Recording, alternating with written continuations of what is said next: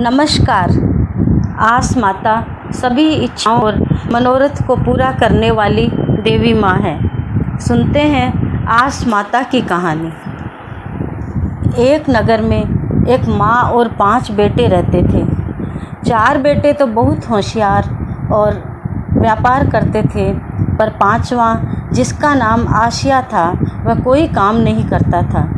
उसके लिए उसकी माँ आस माता की व्रत पूजा करती थी और कामना करती थी कि इसका भी घर परिवार अच्छे से बन जाए। छोटा बेटा जो आसिया बावलिया के नाम से प्रसिद्ध था, जुआ खेलता था और माँ की तरह ही आस माता का भक्त था। वह जुए में हारे या जीते प्रतिदिन एक ब्राह्मण को आस माता की पूजा के लिए भोजन कराने के लिए घर ले आता था। इस पर उसकी चारों भाभियां बहुत परेशान थीं। उन्होंने अपने पतियों से कहा, ये कमाता तो है नहीं और खुद तो खाता ही है, एक ब्राह्मण को और साथ जीवने ले आता है। हम इससे बहुत परेशान हैं। हम इतना खाना नहीं बना सकते, इसे आप कहीं निकाल दो। इस पर भाइयों ने कहा, हम इस पर विचार करेंगे। और अगले दिन आसिया को पूछा, तुम हमारे साथ काम पर चलोगे क्या? आसिया ने हाँ भर दी।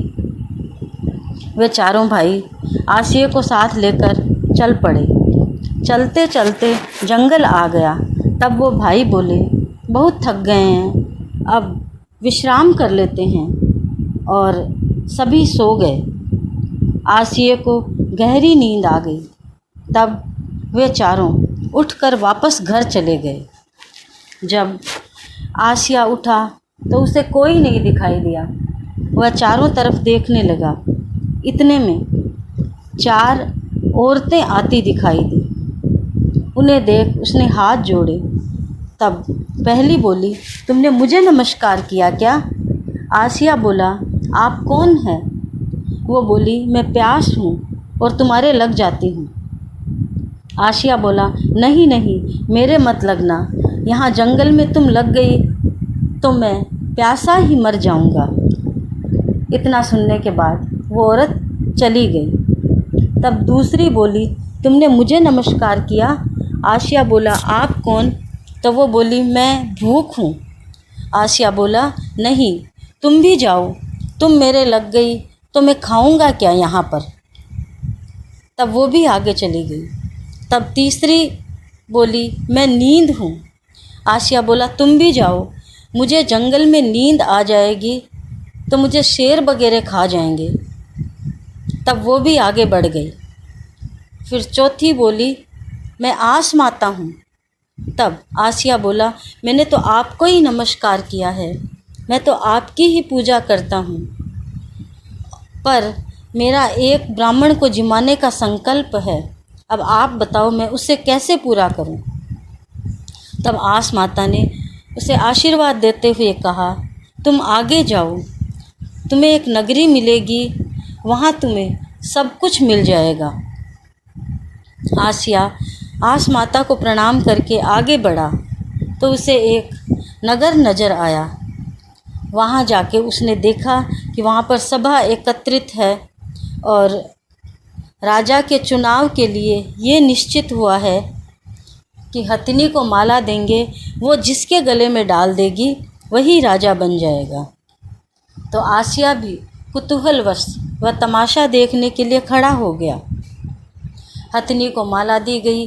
हथिनी ने चक्कर लगाया और आके आसिया के गले में माला डाल दी। तब गांव के लोग हक्के बक्के रह गए और बोले, ऐसा कैसे हो सकता है, इस गरीब को कैसे राजा बनाएं? तो आसिया के गले से माला निकाल करके हथिनी को दोबारा दिया गया और फिर घुमाया गया, लेकिन हथिनी वहीं आके अटक गई और उसने आसिया के गले में फिर से माला डाल दी। तब लोगों ने इस बार आसिया को पीछे ही पीछे खड़ा कर दिया और हथिनी को माला देके फिर घुमाया। हथिनी खोजते खोजते आसिया के पास पहुंची और फिर उसके गले में माला डाल दी। तब लोगों ने कहा, यह ऐसा तीसरी बार हुआ है, तो इस इसको ही हम राजा बनाएंगे, यही राजा बनेगा। इस प्रकार आस माता की कृपा से आसिया राजा बन गया और वहाँ की राजकुमारी से उसका विवाह हो गया। अब आसिया सबकी सलाह से कुशलतापूर्वक राज्य का संचालन करने लगा। इधर उसके भाइयों के परिवार में गरीबी आ गई, काम धंधे सारे बंद हो गए। तब अब वो अपने गरीबी को मिटाने का उपाय खोजने लगे।